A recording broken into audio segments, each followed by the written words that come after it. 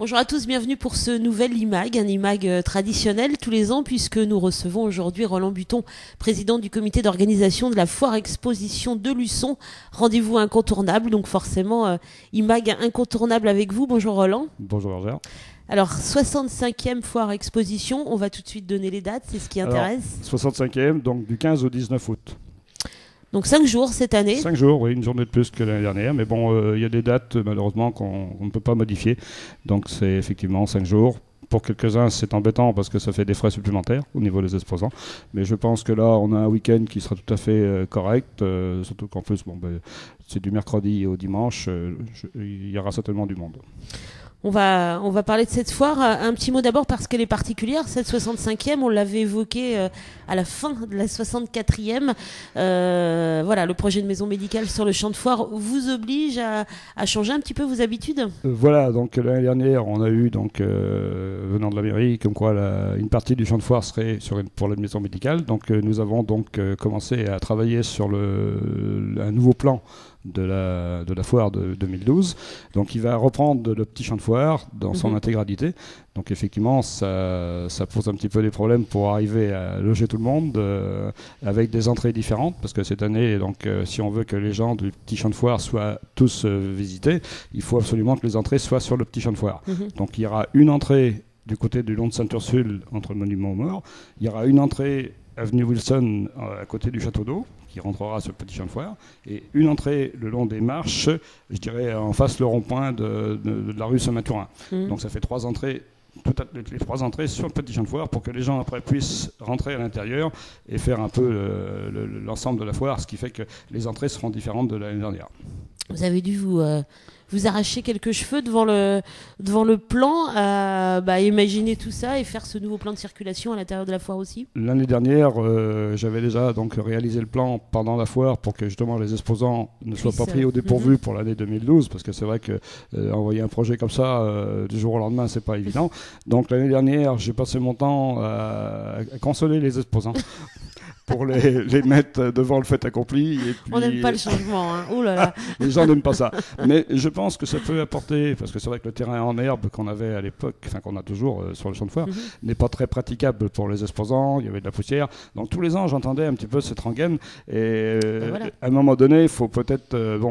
l'effet que la maison médicale se construise là-bas nous a permis de faire un pas en avant. Donc le projet que j'avais déjà en tête, que le comité avait en tête déjà depuis longtemps, on l'a mis en place. Et je pense que cette année redonnera une physionomie de la foire différente. Et en plus, on aura des nouveaux stands sur l'ensemble du site, ce qui permettra je pense, d'avoir une foire tout à fait sympathique. Alors, j'ai entendu nouveaux stands, qu'est-ce que c'est? Des nouveautés, allez-y, dites-nous tout. Des nouveautés, ça aussi, c'est malheureusement un changement involontaire de notre part. J'ai eu confirmation par l'intermédiaire de la SNEC, qui fait le montage de la foire. Les stands que nous avions qui font la fermeture de la foire en périphérie sont des stands qui sont plus aux normes, donc on ne peut plus les avoir, et la SNEC nous a promis des stands style garden bâché, un petit peu ce qu'on voit dans toutes les foires. Donc ça va être un petit peu plus joli esthétiquement, mais pratiquement pour les exposants ça sera un peu plus difficile, parce qu'il n'y a pas de panneaux à l'intérieur, donc il faut qu'ils fassent des aménagements qui ne sont pas malheureusement prévus. Alors j'espère que je leur fais un petit courrier, j'espère qu'ils vont comprendre que c'est indépendant de notre volonté. Oui, il n'y a pas de raison, ils sont aussi... Vous avez tout un réseau d'exposants qui sont de vieux habitués, entre guillemets, oui, et mais qui aiment ce rendez-vous. C'est justement, c'est que les vieux habitués... ils n'aiment pas être bousculés. Ils n'aiment pas avoir de modifications. Donc on va faire avec. Vous avez forcément déjà pas mal d'inscrits, je suppose. Là, pour l'instant, oui, j'en ai quand même, je dirais, une quarantaine d'inscrits, parce que ça démarre toujours très difficilement. Donc j'envoie les dossiers, moi, fin mai, pas fin mai, fin avril, début mai. Ouais. Et donc après, ils ont jusqu'à, je dirais, fin juin, mi-juillet pour m'envoyer les dossiers. Mais il y a toujours des retardataires. De temps en temps, il faut les rappeler à l'ordre, parce que ils oublient, oui, on l'a perdu, ou alors il faut le renvoyer. Mais ça, c'est pareil. Donc je dirais, jusqu'à la fin juillet, on a des demandes. Hein. Oui, alors j'espère cette année, parce que l'année dernière n'a pas été une année terrible. On a fait que 120 exposants. Je voudrais bien quand même que cette année, on en ait un petit peu plus, qu'on monte un petit peu plus de 130. Ça serait bien, déjà. Même si la place est un petit peu plus réduite. Mais je pense qu'on arriverait à loger tout le monde. Et puis après, ça, c'est l'avenir nous le dira. Qu'est-ce qui fait l'année dernière qu'il y a eu un petit peu moins d'exposants? Le contexte, on le sait, est difficile, on ne va pas le répéter. Le contexte est difficile. Est-ce que ça n'est que ça? Les gens, des fois, préfèrent des fois dire cette année on ne la fait pas, on la fera l'année prochaine. Bon, il y a des problèmes financiers, il y a beaucoup de choses qui viennent. Puis il y a des gens qui s'arrêtent. Malheureusement, on ne dit plus rien. Mais c'est vrai que l'année dernière, on a subi quand même un petit peu une perte, un petit peu, et financièrement, ça se connaît quand même. Donc, si on veut cette année se redresser la barre, il nous faut absolument davantage de monde. Et je dirais que nous, de l'autre côté, on va essayer d'économiser en faisant plus d'animation sur le Grand Champ de Foire, parce qu'on n'a plus la place de mettre un chapiteau. Donc, on va abandonner le projet des animations. On va plus se consacrer sur les animations déambulatoires de la journée, justement faire des impacts vraiment forts pendant la journée pendant ces 5 jours. Et puis je pense que le soir, à partir de 20h, 21h, il y aura la partie restauration qui restera. Ça, de toute façon, voilà. Donc il n'y a pas de problème. Donc là, déjà, financièrement, on va essayer de rééquilibrer notre budget. Mais c'est vrai qu'on l'oublie parfois, c'est un lieu de sortie et de promenade agréable, une Foire Expo, mais c'est avant tout un lieu où on doit faire des affaires. C'est le but, les exposants sont là. Moi, j'étais exposant pendant des années. Je pense que les exposants sont là pour travailler. Il y a le côté festif, il ne faut pas l'oublier. Oui, mais je pense que les gens qui investissent dans une foire, même si c'est que modique des fois, mais il faut quand même retomber sur ses pattes. Et j'espère que les exposants viennent là pour travailler, prendre des contacts, parce que vendre sur la foire, c'est terminé depuis longtemps. Il y en a quelques-uns qui vendent, mais très peu. Mais c'est plus des contacts à mettre en place après la foire. Mais je pense que dans l'ensemble, les exposants qui reviennent à Luçon travaillent à peu près tous les ans. On échange les cartes de visite et les numéros de téléphone. Exactement. Si on reprend un peu le programme, donc le 15 août, l'ouverture. Alors donc le mercredi, c'est l'ouverture de la foire. On aura l'inauguration à 10h30, comme habituellement, avec les élus. Donc nous aurons le bagad de Vendée, parce qu'il faut quand même que je vous dise que le thème de la foire cette année... J'ai même pas demandé tellement ça me paraissait évident à remarquer, mais c'est vrai. Non, mais il faut quand même le dire. La ville fait le Celtique. Oui. Nous, dans la continuité, on fait la Bretagne. Donc, tiens, c'est original. C'est original. Donc ce sera la Bretagne. Donc nous aurons l'inauguration, le bagad de Vendée. Et après, il y a le 15, c'est la braderie du centre-ville organisée par la municipalité, qui est très importante aussi parce que ça nous attire énormément de monde. Et ça, le monsieur le maire en est conscient, tous les élus en sont conscients. Donc il faut absolument garder le 15 et le 16 août parce que ça, c'est important pour la foire. Apprécié, c'est-à-dire que je dirais de tout temps. Donc maintenant, on ne peut pas revenir en arrière. Parce qu'on nous a quand même demandé d'enlever le 16. Mais bon, je pense que là, niet. C'est même pas la peine d'y penser. Voilà, donc 15 et 16, la braderie. Voilà, 15 et 16, braderie. Donc la foire démarre le matin à 10h. Après, le jeudi, nous aurons il y a des jeux sur le Carpodium.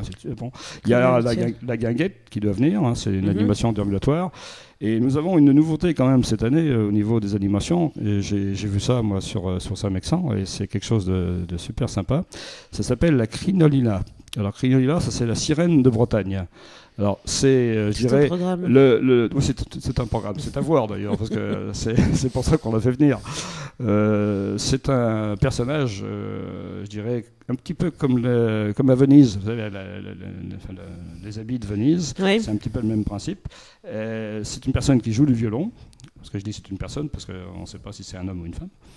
Donc cette personne joue du violon en se promenant dans la foire, et elle a un mécanisme à l'intérieur qui fait qu'en jouant du violon, c'est un genre d'automate, et elle monte et elle descend. Donc c'est sublime à voir, et en plus de la musique de violon, c'est super. C'est très beau. Donc ça, c'est ce qu'on appelle la Crinolina. Donc nous l'aurons 2 jours, nous l'aurons aussi le 17. D'accord.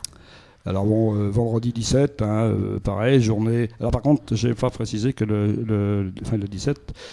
non, c'est le 16, pardon. On a la journée des Foires de l'Ouest.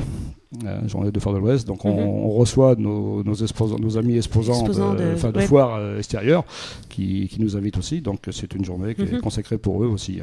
Voilà. Journée professionnelle pour vous aussi. Voilà. Donc vendredi, pareil. Donc vendredi 17. Par contre, le vendredi, on aura une nouveauté. Que de nouveauté, dites-nous. Oui, on essaye. Parce que c'est ce qu'il faut pour attirer du monde. Donc on aura...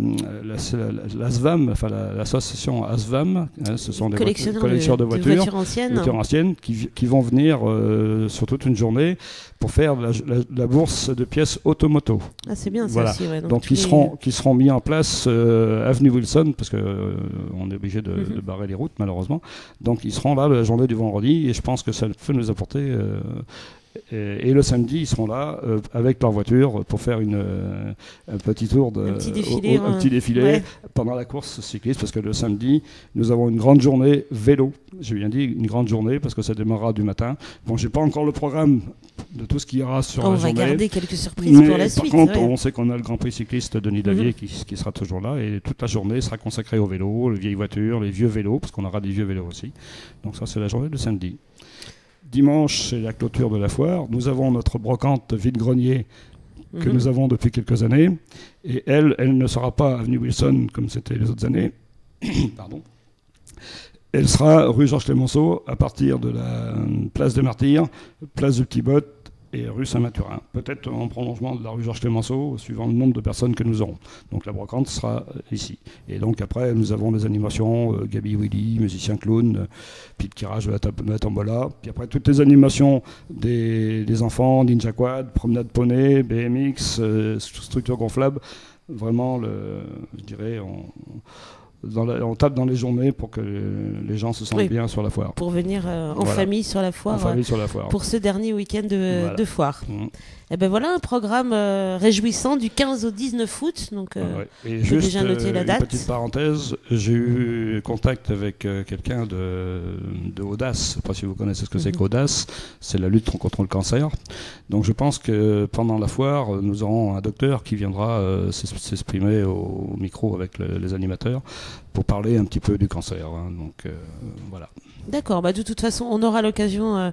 de refaire le point sur cette foire exposition d'ici le 15 août parce que là on a voulu vous informer de bonne heure pour que vous puissiez réserver le week-end et puis pour parler de toute cette nouveauté, mais on en reparlera d'ici le 15 août. Aucun souci, Bérangère. Parce que ça va s'accélérer et le palpitant va monter jusqu'au 15. Stressé jusqu'au 15. Voilà, je suis très stressé jusqu'au 15.